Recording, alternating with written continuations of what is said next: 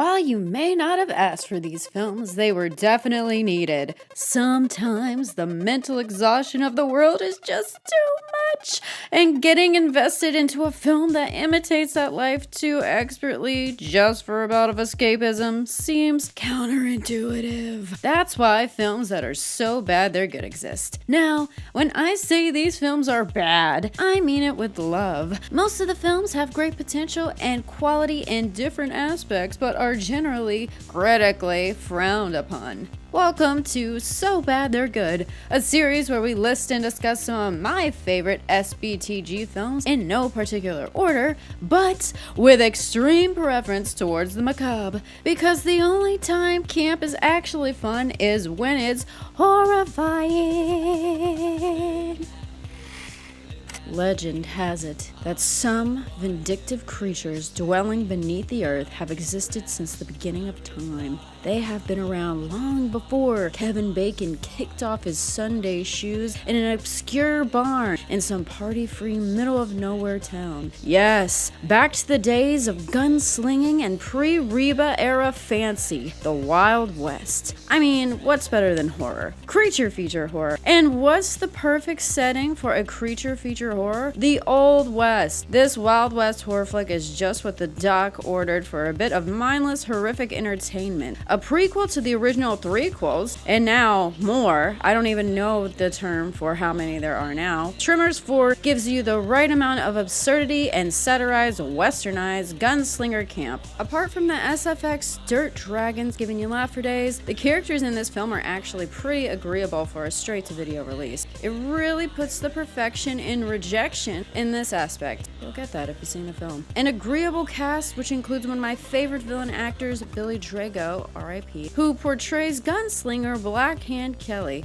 You really can't get better than this with a Tremors film. We also get a pretty good performance by Tremors veteran actor Michael Gross, who really knows how to tie a family together. Well, that doesn't sound the best, but if you know, you know. As well as another incredible and intimidating role expert, J.E. Freeman. If this film's cast, setting, and sandworms don't grab you, its weaponry is bound to cause a quake of emotion because this feature includes many a firearm to satisfy the most trigger-happy fans out there. And speaking of trigger-happy, if you've enjoyed what you've seen on your screen so far, be sure to pull the trigger on that like button, share, and subscribe. And comment down below your favorite SBTG film. Now, back to Tremors 4, The Legend Begins. In addition, this film has an accompanying game that you can play after you sat through its cinematic glory and roleplay as the graboid-fighting, cowboy hat-wearing, dust-sweeping gunslinger you've always dreamed of being. Oh,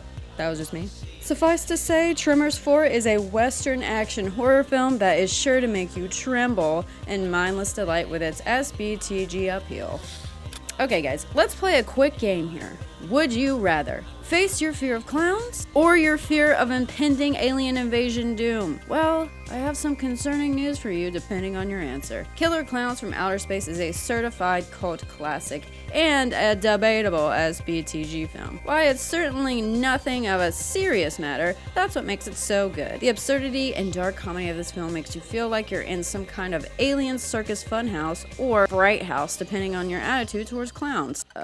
Or aliens. Initially, the film was supposed to be simply entitled Killer Clowns, but to avoid slasher cliches and assumptions, and to really let audiences know what they were in for, it was amended to the iconic title we know and love now. Being that the infamous Chiodo brothers worked on and produced this film, we have to talk about the incredible special effects used throughout the big top horror. I just want to point out that there's a lot of other SFX artists that worked on this film, and they were the main developers while the brothers were on the production side of this film, but I'm sure they had a lot of oversight with the SFX nonetheless. Starting with everyone's favorite campy weapon of choice, the popcorn gun. This prop was the most expensive, costing you around $7,000 to develop, and let's just all agree it was well worth the expense. The other big bill that this film racked up in its clownery was the $3,000 plus in accidental damage to rental cars, which I'd imagine in a sci-fi horror film would be pretty difficult to avoid. Finally, let's mention the notorious and glorious Clownzilla. Originally, this sequence was supposed to be done in stop motion, which, if you've watched some of my previous videos, you'll know I love a good stop motion art sequence. However, it ended up just taking one of the Chiodo brothers, Charles, and some rubber to produce the end result instead of the Chiodo brothers miniature set. Also, why does Chiodo and rubber sound so wrong together for some reason? Although I did say finally in the last section, we still have some circus tricks to go over,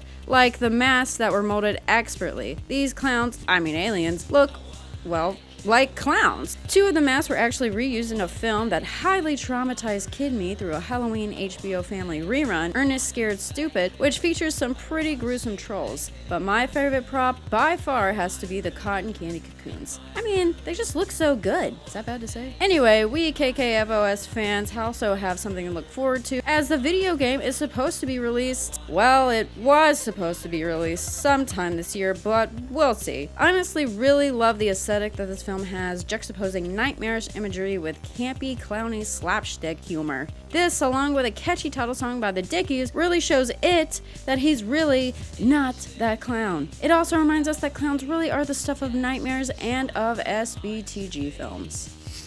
Have you ever wished you could enter the world of your favorite video game, or, better yet, live out the game IRL? You might want to rethink that, especially if your favorite game is a horror survival game. This 2006 movie has the potential to eventually become a cult classic, in my opinion. I mean, I watched this film way past its initial release on the streaming platform of my teens, no names here. While it's nothing of groundbreaking originality, it is a pretty good movie, bringing forth a messy attempt at the horror video game movie genre. What I really appreciate about this film is the slight nod to Elizabeth Bathory, who, if you don't know from many 1970s horror references, was a Hungarian countess who was actually accused of allegedly torturing, murdering, and mutilating young women in the belief of eternal youth by bathing in the blood of said virgins. This is the stuff nightmares are made of, and the game in Stay Alive is based on, which is a pretty decent concept for an actual game, to be honest, until it becomes reality. Luckily, we have some pretty decent thespians to play up the horror, including everyone's favorite middle child, Frankie Muniz, along with the talented Sophia Bush, Wendell Pierce, Jimmy Simpson, and Adam Goldberg. It's not a wonder that people slept on this film when it's totally giving not another teen slasher horror film, but I think that the plot is pretty solid and the writing isn't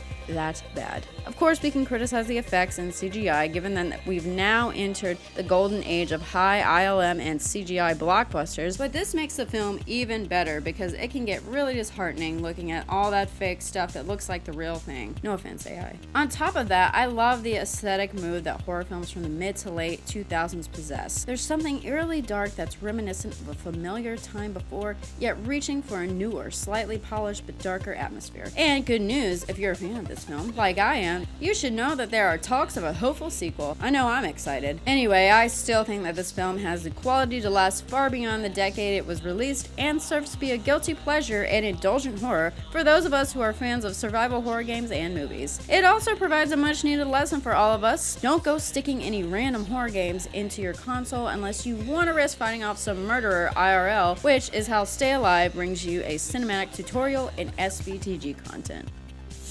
If it looks like ice cream, tastes like ice cream, and turns you into a brainless mutated zombie, it's probably...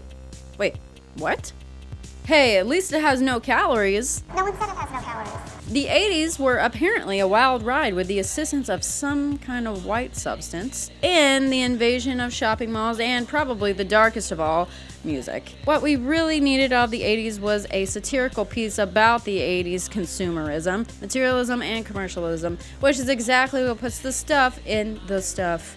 On the surface, its grotesque imagery tricks you into believing that it'll be a gooey monstrosity of a horror flick, but its absurdity and ridiculous hyperbolic assertions are quite obviously pointed and help you quickly realize this ain't your run-of-the-mill zombie horror movie. From the mind of the imaginative writer, director, producer Larry Cohen, who has created some cinematic gold including It's Alive, Black Caesar, and Q, this film was apparently not the stuff of dreams theatrically, despite its premise criticizing the American dream.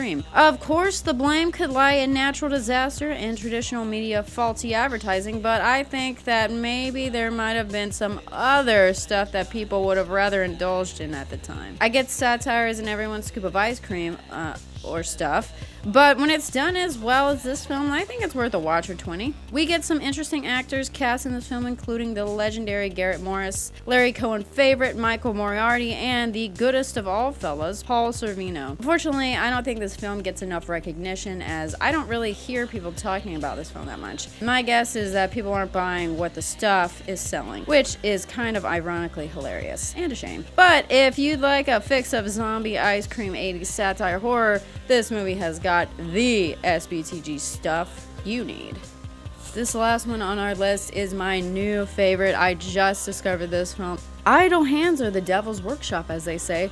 But what about severed hands? Michael Caine goes for the psychological thriller horror in this Oliver Stone film, thought to be inspired by the 1924 Robert Vine film, The Hands of Orlac, as well as the 1946 film, The Beast with Five Fingers. And just between you and me, that just sounds like a solo version of another beast with around half the backs. But is apparently based on the novel The Lizard's Tale by Mark Brandel. While Michael Caine was not the first man to be offered the lead role of the crazed comic book artist, John Voight, Dustin Hoffman, and Christopher Walken being the Holy Trinity here. And can we just stop and imagine for a second if Christopher Walken took on this role?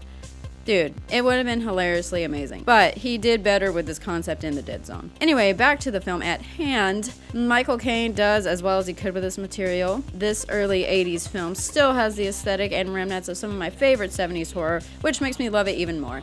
And even though the acting and effects lean toward the campy, it's still an interesting enough concept to make you very interested in sticking around. The psychological schizo horror genre is one of my favorites, and this film definitely handles that theme well. Alright, that was a bit of a reach. Reach, get it? Okay. I mean, we gotta give a hand or two to the hands that were made for this film, with SFX legends Carlo Rambaldi and Stan Winston creating animatronics for the various hand motions, which just sounds like a handful. Okay, I've got to stop. Okay, all these hand jokes just walk the line of inappropriality, and honestly, it's taking all of me not to make some of them. Even though this film is far from perfect, it is campy psychological thrill with a helping hand of Oliver Stone direction, making it hands down an SBTG film. Whether you're craving a no-calorie, highly addictive dessert with zombie effects, or just want to sit back and play some random haunted video game that really puts the virtual in reality, these SBTG films are here to remind you that while it's tempting to go six-shooting after some strange dirt devils to save your silver mine, or fight back after some clown-ass aliens invade, you'll be better off if you let someone else handle it and stick to what you know, like watching SBTG films and videos. Otherwise, you may end up becoming cotton candy or losing your mind, or worse, your hand. Thanks for watching, everybody. Stay safe, and I'll see you in the next video. Bye!